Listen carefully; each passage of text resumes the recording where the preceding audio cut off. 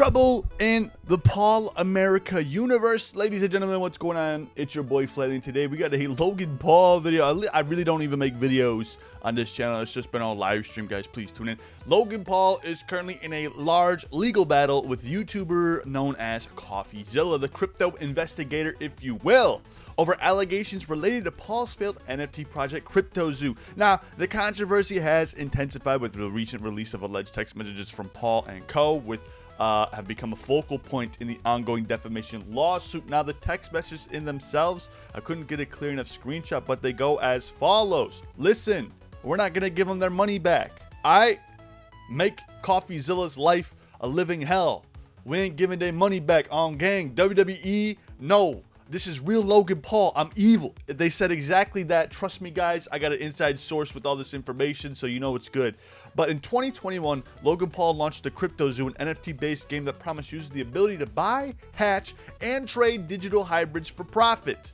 You're an idiot if you donated any money to this. I said this in 2021. You're an idiot. And I'm going to be honest with you guys. If you put your money towards this kind of situation, you honestly deserve to lose your money in these situations. That's why I don't think this is a scam. You got scammed. You're an idiot. I just think it was just, give me money for your low-life IQ and my fear of FOMO, right? You guys lost, or you thought you were going to lose out. You did lose out because it didn't exist, right? That technically is a scam, flatly, but all right, whatever. I digress. Despite raising millions for investors, the game failed to deliver on its promise, leading to widespread criticism and financial losses for many participants.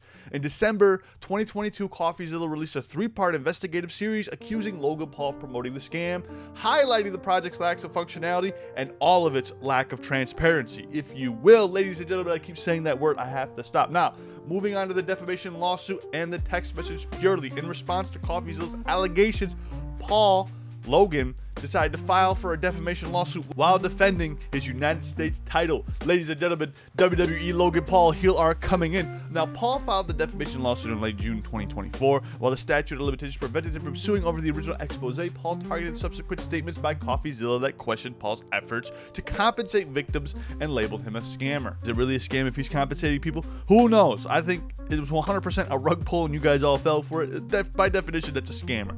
As part of his defense, though, Coffeezilla submitted alleged text messages for Paul, including on where Paul reportedly stated, "I want people who wronged me to suffer." These text messages aim to demonstrate Paul's awareness and intent, potentially undermining his claims of ignorance regarding the project's failures. However, these legal strategies and implications are coming forward right now. Now, Coffeezilla's legal team is seeking to transfer the defamation case from San Antonio to Austin, Texas, to align it with an existing class action lawsuit filed by CryptoZoo investors. This move could streamline proceedings and consolidate related legal acts. Critics argue that Paul's lawsuit may be a strategic attempt to access discovery and materials from the... If I mess one more word up in this goddamn motherfucking video, I'm going to lose my stuff. The strategic attempt to... I don't even know where I was, but it would potentially give this man an advantage in his defense, all right? It's going to give Coffeezilla an advantage in the defense when Logan Paul's coming after him for the legal defamation, all right? There, we solved it easy. I don't even have to try to sound smart. Additionally, there are concerns that Paul is using the lawsuit to suppress the criticism and avoid accountability for the project's shortcomings. Now, public reactions, baby. My favorite.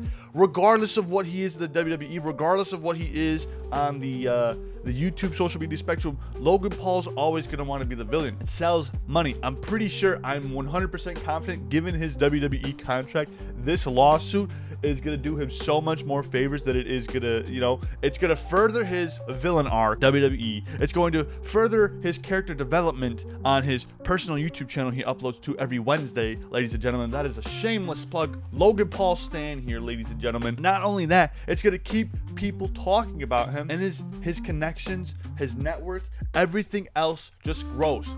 The more we speak about Logan Paul negatively, the more his net worth grows. What do I mean by this? His network of interpersonal relationships, it grows. His network of wealth, it grows. The bigger and badder the name Logan Paul is, the bigger and badder the name Jake Paul is, the more Paul America sells out, right? The more eyes go onto his YouTube channel, and the bigger and badder his already, you know, hated across the board character on the WWE programming is. You could spite him in every single direction.